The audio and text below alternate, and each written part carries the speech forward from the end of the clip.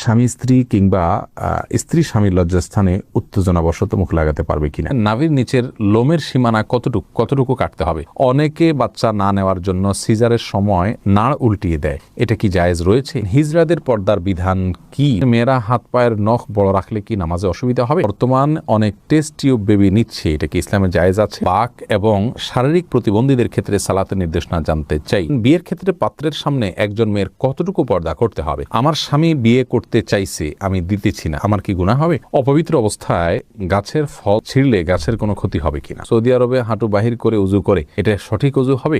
নাফিজা নুজহা জানতেছেন রাতে নখ কাটা যাবে কিনা, যাবে। গোসলের পর নখ কাটলে কি অপবিত্র হয়ে যাবে না হবে না? ফাইসাল, আপনি প্রশ্ন করেছেন অপবিত্র অবস্থায় গাছের ফল ছিঁড়লে গাছের কোনো ক্ষতি হবে কিনা। এর উত্তর হলো অপবিত্র অবস্থায় গাছের কোনো ফল ছিঁড়লে গাছের কোনো ক্ষতি হবে না, এমনকি যিনি ছিঁড়বেন তারও কোনো ক্ষতি হবে না।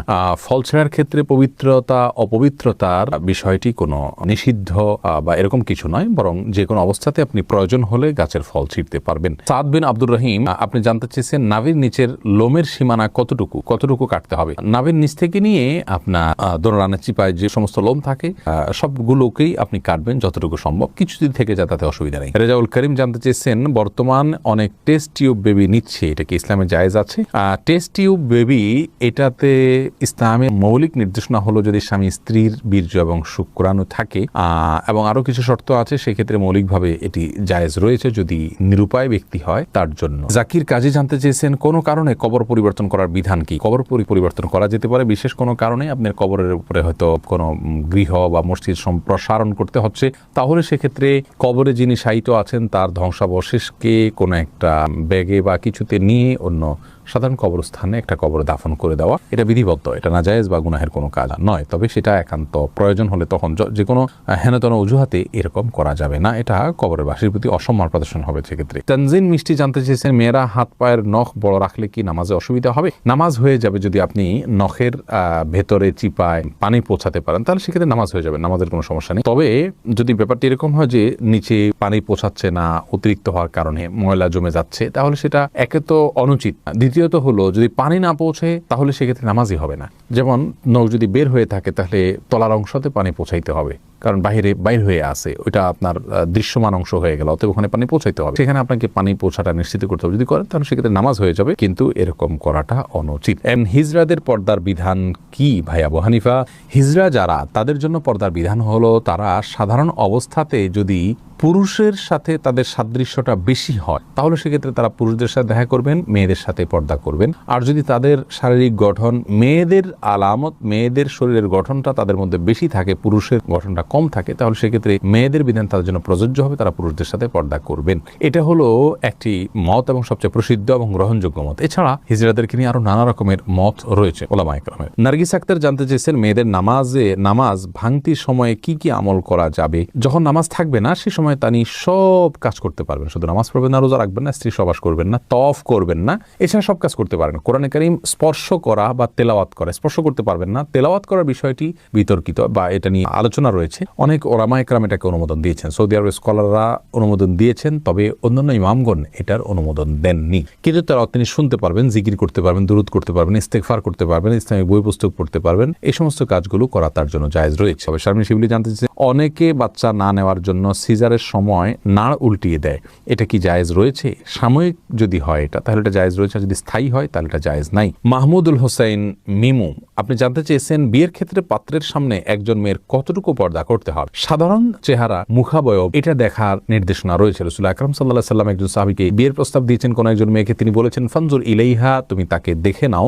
অন্য এক বর্ণনায় আসছে তিনি বলেছেন ফাইন্না ফি আয়ুনিল আনসারি সেই আনসারি মেয়েকে বিয়ের প্রস্তাব করেছেন মুহাজির সাহাবী, তখন বলেছেন আনসারীদের চোখে একটু অসুবিধা আছে, অর্থাৎ ঘোলাটে ভাব বা কিছু একটা আছে আঞ্চলিক, তখন তিনি বলেছেন যে তুমি দেখে নাও, তোমার ভালো লাগে তুমি করো। তো এখান থেকে বোঝা যায় যে সাধারণ যে অঙ্গগুলো আছে, হাত পা মুখ, এগুলো দেখবে, এর বাইরে এই প্রকাশ্য অঙ্গ ছাড়া তার অন্য কোনো অঙ্গ দেখতে যাবে না। চুল, মাথার চুল দেখতে পারে, এই জাতীয় বিষয়গুলো দেখবে, বাহ্যিক যে অঙ্গগুলো থাকে সেগুলো। মাহমুদুল্লাহ এই আইডি থেকে আপনি জানতে চেয়েছেন আমার স্বামী বিয়ে করতে চাইছে, আমি দিতেছি না, আমার কি গুনাহ হবে? তাহলে পুরুষ আইডি থেকে কোনো বোন হয়তো প্রশ্ন করেছেন। দেখুন, আপনার স্বামী যদি বিয়ে করতে চান আর আপনি তাকে বিবাহ করতে না দেন, যৌক্তিক কারণে যদি মানা করেন তাহলে তো ঠিক আছে। যেমন স্বামীর সেরকম আর্থিক সক্ষমতা নেই, শারীরিক সক্ষমতা নেই, বিবাহ করার মতো পরিবেশ তার জন্য নেই, তাহলে সেক্ষেত্রে আপনি বাধা দিতে পারেন। কিন্তু সেগুলো যদি তার থাকে তাহলে সেক্ষেত্রে আপনার জন্য বাধা দেওয়া উচিত নয়। তবে হ্যাঁ, এই কারণে আপনার গুনাহ হবে আমি সেটা বলবো না। বাধা আপনি দিতে পারেন এই অর্থে